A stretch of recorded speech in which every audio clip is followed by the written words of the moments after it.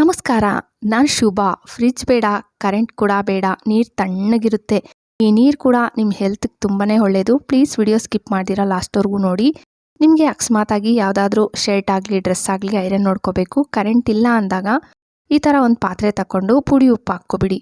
ಆ ಪುಡಿ ಉಪ್ಪು ಚೆನ್ನಾಗಿ ಬಿಸಿ ಮಾಡ್ಕೋಬೇಕು. ಚೆನ್ನಾಗಿ ಬಿಸಿ ಆದಮೇಲೆ ನಿಮಗೆ ಯಾವ ಶರ್ಟ್ ಆಗಲಿ ಡ್ರೆಸ್ ಆಗಲಿ ಐರನ್ ನೋಡ್ಕೋಬೇಕಂದ್ರೆ ಐರನ್ ನೋಡ್ಕೋಬೋದು. ಇದು ತುಂಬ ಬಿಸಿ ಇರುತ್ತೆ, ಉಪ್ಪು ಬೇಗ ತಣ್ಣಗಾಗಲ್ಲ. ನೋಡಿ, ನಾನು ಐರನ್ ನೋಡಿಬಿಟ್ಟು ತೋರಿಸ್ತಾ ಇದ್ದೀನಿ. ಈ ಶರ್ಟ್ ನನಗೆ ಬೇಕಾಗಿತ್ತು ನನ್ನ ಮಗಂದು. ನೀವು ಇದನ್ನು ಟ್ರೈ ಮಾಡಿ ನೋಡಿ. ಮತ್ತು ಈ ಉಪ್ಪು ಕೂಡ ಏನು ವೇಸ್ಟ್ ಆಗಲ್ಲ. ಇದನ್ನು ಮತ್ತೆ ನೀವು ಅಡುಗೆಗೆ ಬಳಸ್ಕೋಬೋದು. ರಂಗೋಲಿ ಬರಲ್ಲ ಅನ್ನೋರು ನೋಡಿ, ರಂಗೋಲಿ ಪುಡಿಯಲ್ಲಿ ಈ ಥರ ಸರ್ಕಲ್ ಹಾಕ್ಕೊಬಿಡಬೇಕು. ಮತ್ತು ನಿಮ್ಮ ಬೆರಳಲ್ಲಿ ನಿಮಗೆ ಯಾವ ಡಿಸೈನ್ ಬೇಕೋ ಆ ಡಿಸೈನ್ ಮಾಡ್ಕೋಬೋದು. ನೋಡಿ, ನಾನು ಫ್ಲವರ್ ಮತ್ತು ಎಲೆ ಡಿಸೈನ್ ಕೂಡ ಮಾಡ್ಕೊಂಡಿದ್ದೀನಿ. ಆ ಎಲೆನೂ ಕೂಡ ಡಿಸೈನ್ ಮಾಡಿ. ಇದು ತುಂಬಾ ಸುಲಭ. ಅಕ್ಕ, ನಮಗೆ ರಂಗೋಲಿನೇ ಬರಲ್ಲ ಅನ್ನೋರು ಕೂಡ ಇದನ್ನು ಟ್ರೈ ಮಾಡ್ಬೋದು. ತುಂಬ ಚೆನ್ನಾಗಿ ಬರುತ್ತೆ. ಇವಾಗ ದೇವ್ರ ಮನೆ ಮುಂದೆ, ಹೊಸ್ಲ ಹತ್ರ, ತುಳಸಿ ಗಿಡದ ಹತ್ರ ಎಲ್ಲ ನಾವು ದಿನ ರಂಗೋಲಿ ಬಿಡಿಸ್ತೀವಲ್ಲ, ಬರಲ್ಲ ಅನ್ನೋರು ಒಂದ್ಸತಿ ಇದು ಟ್ರೈ ಮಾಡಿ ನೋಡಿ. ಇದು ತುಂಬ ಚೆನ್ನಾಗಿರುತ್ತೆ. ನಮ್ಮ ಕಡೆ ಇದನ್ನು ತೀಡೋ ರಂಗೋಲಿ ಅಂತೀವಿ. ಬೆರಳಲ್ಲಿ ಥರ ತೀಡ್ತೀವಲ್ಲ ಮೇಲೆಗೆ. ನೋಡಿದ್ರಲ್ಲ, ಸಿಂಪಲ್ಲಾಗಿ ಲೋಟಸ್ ಹಾಕ್ಕೊಂಡಿದ್ದೀನಿ. ನೀವು ಇನ್ನು ಬೇರೆ ಬೇರೆ ಫ್ಲವರ್ಸ್ ನಮಗೆ ಬೆರಳಲ್ಲೇ ಬಿಡ್ಸಕ್ಕೆ ಬರುತ್ತೆ ಅನ್ನೋರು ಬೇರೆ ಬೇರೆ ಡಿಸೈನ್ಸ್ ಕೂಡ ಬಿಡಿಸ್ಕೋಬೋದು. ನೋಡಿ, ಇನ್ನೂ ಒಂದು ಡಿಸೈನ್ ತೋರಿಸ್ತಾ ಇದ್ದೀನಿ. ನಾನು ಜಸ್ಟ್ ತೋರಿಸ್ತಾ ಇರೋದು ಈ ಥರ ನೀವು ಬೇರೆ ಬೇರೆ ಡಿಸೈನ್ಸ್ ಮಾಡ್ಕೋಬೋದು ಅಂತ.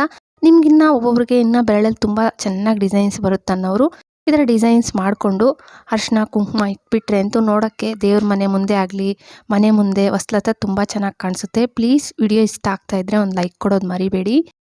ನಮ್ಮ ಮನೇಲಿ ಫ್ರಿಜ್ ಇಲ್ಲ, ಹಾಲು ಒಡೆದೋಗುತ್ತೆ ಆಚೆ ಇಟ್ಟರೆ ಅನ್ನೋರು ಒಂದು ಪಾತ್ರೆ ಇಲ್ಲ ಬೇಸನ್ ತಗೊಂಡು ನೀರು ಹಾಕ್ಬಿಟ್ಟು ಅದರೊಳಗಡೆ ಹಾಲು ಇಟ್ಟಿದ್ದೀರಂದರೆ ತಣ್ಣಗಾದ್ಮೇಲೆ ಬೇಗ ಒಡೆದೋಗಲ್ಲ.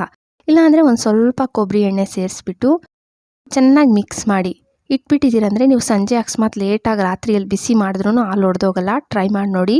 ಗೋಧಿ ಹಿಟ್ಟು ನಾವು ಜಾಸ್ತಿ ಬಾಕ್ಸಲ್ಲಿ ಸ್ಟೋರ್ ಮಾಡ್ತೀವಿ, ಬೇಗ ಹುಳು ಬಿದ್ದೋಗ್ಬಿಡುತ್ತೆ ಅನ್ನೋರು ಈ ಒಣಗಿರೋ ಶುಂಠಿ, ಒಣ ಶುಂಠಿ ಅಂತೂ ಇರುತ್ತಲ್ವ, ಇದನ್ನು ಚಿಕ್ಕ ಚಿಕ್ಕದಾಗಿ ಕಟ್ ಮಾಡಿಕೊಂಡು ನೀವು ಗೋಧಿ ಹಿಟ್ಟಲ್ಲಿ ಸೇರಿಸಿ ಇಟ್ಬಿಟ್ಟಿದ್ದೀರಂದರೆ ಬಾಕ್ಸ್ ಮುಚ್ಚಳ ಹಾಕಿ ಬೇಗ ಹುಳುನೇ ಬೀಳಲ್ಲ. ಬೇಕಾದರೆ ಟ್ರೈ ಮಾಡಿ ನೋಡಿ ಈ ಟ್ರಿಕ್ಸು. ಮತ್ತು ಗೋಧಿ ಹಿಟ್ಟು ಕಲಿಸ್ತಿರಲ್ಲ ಆ ಟೈಮಲ್ಲಿ ನಿಮಗೆ ಕೆಳಗಡೆ ಎಲ್ಲ ಆ ಬೇಸನ್ಗೆ ಇಲ್ಲ ತಟ್ಟೆಯಲ್ಲಿ ಮೆತ್ಕೊಬಿಡುತ್ತೆ ಅನ್ನೋರು ಒಂದು ಸ್ವಲ್ಪ ಆಯಿಲು ಫಸ್ಟ್ ಹಾಕ್ಕೊಬಿಟ್ಟು ಎಲ್ಲ ನೀಟಾಗಿ ಸ್ಪ್ರೆಡ್ ಮಾಡ್ಕೊಳ್ಳಿ. ಪ್ಲೇಟ್ ಆಗಲಿ ಇಲ್ಲ ಬೇಸನ್ ಆಗಲಿ. ಮತ್ತೆ ಹಿಟ್ಟು ನೀರು ಹಾಕ್ಬಿಟ್ಟು ನೀವು ಹಿಟ್ಟು ಕಲಸಿದ್ದೀರಂತಂದರೆ ನೋಡಿ, ಹಿಟ್ಟು ಹಾಕ್ಬಿಟ್ಟು ನೀವು ಕಲಿಸ್ಬಿಟ್ರು ಒಂದು ಸ್ವಲ್ಪ ಕೂಡ ಕೆಳಗಡೆ ಒಂಚೂರು ಕೂಡ ಮೆತ್ಕೊಳ್ಳಲ್ಲ.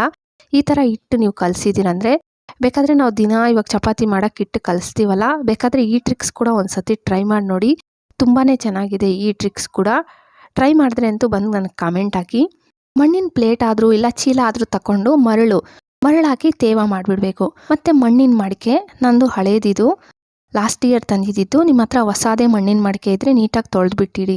ಇಲ್ಲ ಲಾಸ್ಟ್ ಇಯರ್ದು ಬಳಸ್ತಾ ಇದ್ದೀವಿ ಅಂತಂದರೆ ನೀವು ಪುಡಿ ಉಪ್ಪು ಹಾಕ್ಬಿಟ್ಟು ಆಚೆ ಚೆನ್ನಾಗಿ ನಾರು ಹಾಕ್ಬಿಟ್ಟು ಉಜ್ಜಿಬಿಡಬೇಕು. ನಾನು ಅಷ್ಟೇ ಪುಡಿ ಉಪ್ಪು ಹಾಕಿ ಚೆನ್ನಾಗಿ ಉಜ್ಜಿಬಿಟ್ಟಿದ್ದೀನಿ. ಒಳಗಡೆ ಕೈ ಹಾಕಿ ತೊಳಿಬೇಡಿ. ಸ್ವಲ್ಪ ಉಪ್ಪು ಹಾಕ್ಬಿಟ್ಟು ಕೈಯಲ್ಲಿ ಸ್ವಲ್ಪ ನೀರು ಹಾಕಿ ಹಿಂಗೆ ಸುಮ್ಮನೆ ಮಣ್ಣಿನ ಮಡಿಕೆ ಹಿಂಗೆ ಅಂದ್ಬಿಟ್ಟು ನೀರು ಬಿಸಾಕಿ ಕೈ ಹಾಕಿ ತೊಳಿಬೇಡಿ. ಮತ್ತು ಆಚೆ ಅಷ್ಟೇ ದಪ್ಪ ಟವಲ್ ತಗೊಂಡು ಸುತ್ತು ಬಿಡಬೇಕು. ರಾತ್ರಿ ನೀವು ಮಲಗುವಾಗ ನೋಡಿ, ಈ ಥರ ಟವಲ್ ಸುತ್ತಬಿಟ್ಟು ಅದನ್ನು ಚೆನ್ನಾಗಿ ತೇವ ಮಾಡಬೇಕು. ಸುತ್ತಲೂ ತೇವ ಮಾಡಿಬಿಟ್ಟು ಮತ್ತು ಅದು ಪ್ಲೇಟ್ ಮುಚ್ಚಿಬಿಟ್ಟು ಬಿಟ್ಬಿಟ್ಟಿದ್ದೀರಂತಂದರೆ ಮಾರ್ನಿಂಗ್ ನೀವು ನೋಡಿದ್ರೆ ನಿಮಗೆ ಫ್ರಿಜ್ ನೀರೇ ಬೇಡ, ಅಷ್ಟು ತಣ್ಣಗಿರುತ್ತೆ. ನೀವು ಕಾಮನ್ನಾಗಿ ತೊಳೆದಿಟ್ಟಿದ್ದೀರಂದರೆ ಅಷ್ಟು ತಣ್ಣಗಿರಲ್ಲ. ನಾನು ಹೇಳ್ದಂಗೆ ಒಂದು ಸತಿ ಟ್ರೈ ಮಾಡಿ. ಪುಡಿ ಉಪ್ಪು ಹಾಕಿ ಆಚೆ ಎಲ್ಲ ಚೆನ್ನಾಗಿ ತೊಳೆದಿದ್ದೀರಂದರೆ ಆ ರಂಧ್ರಗಳೆಲ್ಲ ಓಪನ್ ಆಗುತ್ತೆ. ಆವಾಗ ನಿಮ್ಮ ನೀರು ತುಂಬ ತಣ್ಣಗಿರುತ್ತೆ. ಮತ್ತು ಇದು ನಮ್ಮ ಆರೋಗ್ಯಕ್ಕೆ ಕೂಡ ತುಂಬಾ ಒಳ್ಳೆಯದಲ್ವಾ. ಫ್ರಿಜ್ ನೀರು ಬದಲು ಮಣ್ಣಿನ ಮಡಿಕೆ ನೀರೇ ಬಳಸಿ. ಮತ್ತು ನೀವು ಮಲಗೋ ರೂಮಲ್ಲಿ ಅಷ್ಟೇ ಈ ಥರ ಪಾಟ್ಗಳಿದ್ದರೆ ಒಂದು ಪಾಟ್ ಇಟ್ಬಿಡಿ. ಆ ಪಾಟ್ಗೆ ನೀರು ಹಾಕಿ ಇಟ್ಟಿದ್ದೀನಂದರೆ ರಾತ್ರಿ ಹೊತ್ತು ರೂಮೆಲ್ಲ ತುಂಬ ತಣ್ಣಗಿರುತ್ತೆ. ಮತ್ತು ಫ್ಯಾನ್ ಬಳಸೋವಾಗ ಅಷ್ಟೇ ನೀವು ರೂಮಲ್ಲಿ ಕಿಟಕಿಗಳೆಲ್ಲ ಓಪನ್ ಇಡಿ. ಆವಾಗ ಈ ಒಳಗಡೆ ಬಿಸಿ ಗಾಳಿ ಆಚೆ ಹೋಗಿ ಆ ತಣ್ಣಗಿರೋ ಗಾಳಿ ಒಳಗಡೆ ಬರುತ್ತಲ್ವ, ರೂಮ್ ಕೂಡ ತುಂಬ ತಣ್ಣಗನ್ನಿಸುತ್ತೆ. ಟ್ರೈ ಮಾಡಿ ನೋಡಿ ಈ ಟ್ರಿಕ್ಸ್ ಕೂಡ. ನನ್ನ ವಿಡಿಯೋ ಇಷ್ಟ ಆಗಿದೆ ಅಂದ್ಕೊತೀನಿ. ಪ್ಲೀಸ್ ವಿಡಿಯೋ ಇಷ್ಟ ಆದರೆ ಒಂದು ಲೈಕ್ ಕೊಡೋದು ಮರಿಬೇಡಿ. ಹಾಗೆ ಸಬ್ಸ್ಕ್ರೈಬ್ ಮಾಡಿಕೊಂಡು ನಿಮ್ಮ ಫ್ಯಾಮಿಲಿ ಫ್ರೆಂಡ್ಸ್ಗೆ ಶೇರ್ ಮಾಡಿ. Thank you friends.